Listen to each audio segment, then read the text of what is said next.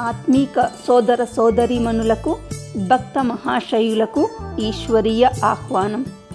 గోరంట్ల మండలంలో మొట్టమొదటిసారిగా శ్రీమద్ భగవద్గీత ప్రవచనం ఏర్పాటు చేయడమైనది.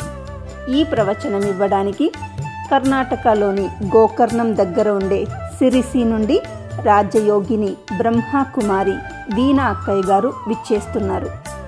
వీరు వివిధ టీవీ ఛానల్స్లో 360 ఎపిసోడ్లు గీతా ప్రవచనం టెలికాస్ట్ చేయబడింది.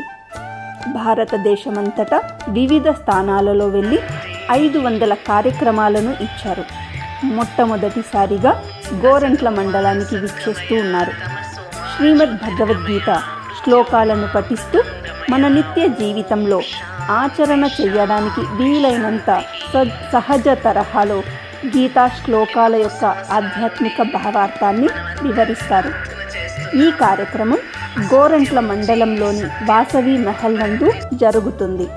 నవంబర్ 28, 29, 30 తేదీలలో సాయంత్రం 5:30 నుండి 7:30 వరకు ఈ కార్యక్రమం ఉంటుంది.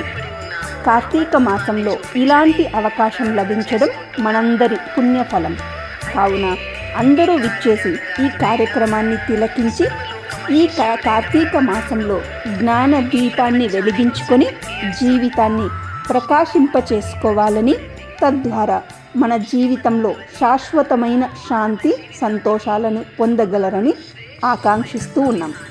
ఇట్లు ఈశ్వరీయ సేవలో ప్రజాపిత బ్రహ్మకుమారి, గోరంట్ల.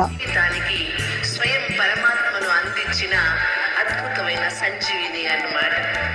భగవద్గీత గురించి చెప్తారు.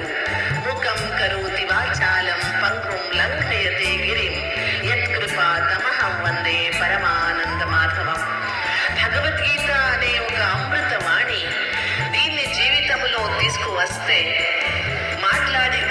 రానివాడు కూడా మాట్లాడేది నేర్చుకుంటాడు.